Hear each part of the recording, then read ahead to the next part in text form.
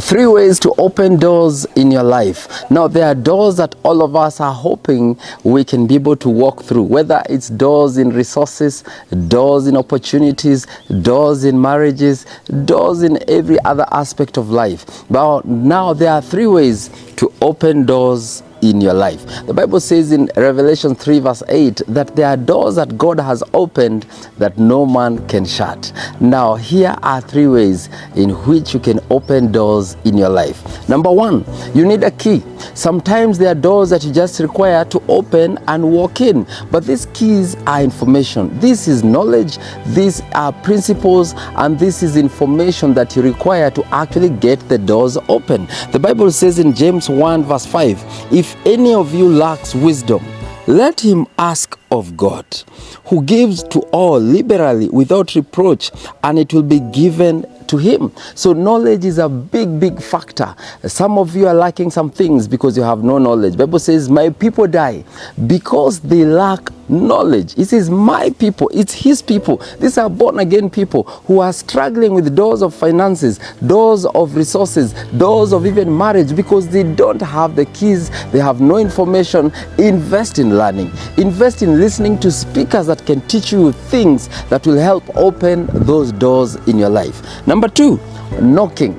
Now, there are doors that just require to be opened from the inside, and this one you need to knock, which means you need someone to come into your life and open those doors. Now, there is something called the door of human resource. Now, there are people that you require in your life. There are networks you require in your life. There are people that come in your life and doors just open automatically.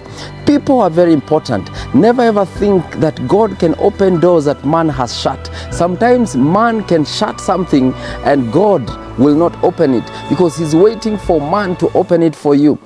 Bible says in 1 Chronicles chapter 12 verse 1, it says, now these are the men who came to David at Ziklag while he was still a fugitive from Saul the son of Kish.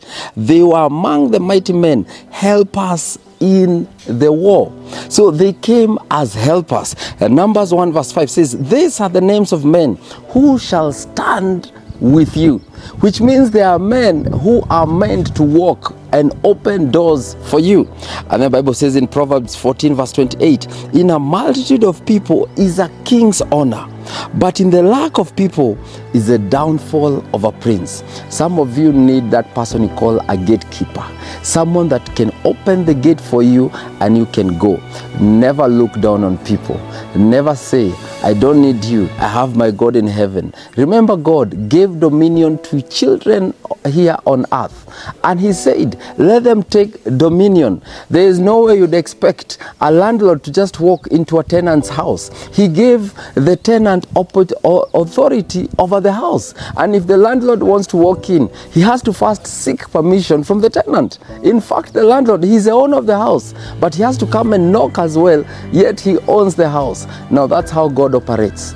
God gave dominion to humanity here on earth and said, let them take dominion. He's the owner of the earth, but says, let them take dominion. And so if he wants to do something, he will use a man to provide something for you.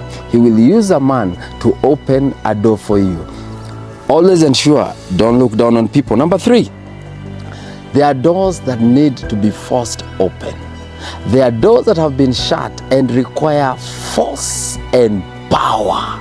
Now remember what happened with Paul and Silas. They were locked up in prison, and the Bible says that when they prayed and praised, two things, praying and praising, and then they did it together, Paul and Silas. Now there are two things here to learn: the unity of two people, or even three people. The Bible says, where two or three gather in my name, I will be there. There is power in unity. There is a blessing in dwelling in unity. There is power. They say you can never attack people when they come together. They are so strong. And then the Bible says two things: praying and praising. If you want to break doors, my friend, start praying. Start praising the Lord. Start operating in joy. You'll be shocked at how doors will open. Bible says in Acts 16 verse 25, but at midnight Paul and Silas were praying and singing hymns to God, and the prisoners were listening to them.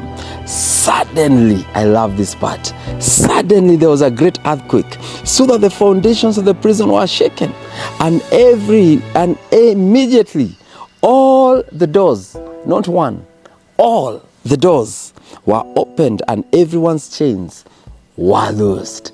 All the doors opened because of two things: praying, praising, and unity. Now, there are doors that you need to force open. There are doors that you have struggled with. I don't know what it is. Maybe you're trying to look for a baby. Get a hold of your husband and pray together, praise together, and suddenly, maybe this is for someone who is watching today, who has been struggling with a door that has been closed. Maybe your son has gotten himself into drugs. He's lost, and you're trying to wonder how you're going to break through this door. That breakthrough will come through praying together, being as a team, and praising together. 3 ways to open doors. Number 1, through a key: wisdom, knowledge, information, education, investment in learning. Look for mentors that can teach you. There are people that can tell you something that will save you 2 years of experimenting. Just a simple training by someone who's gone ahead of you. So pick information from people. Number 2, something called people. There are people that can come in your life and they can open that door. Those people who are already there from the inside, and they can pull you inside. And of course, number 3, you can actually break those doors. You can force them.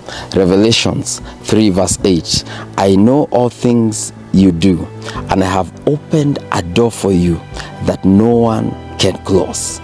God can break that door that has been an issue and a distraction for a long time.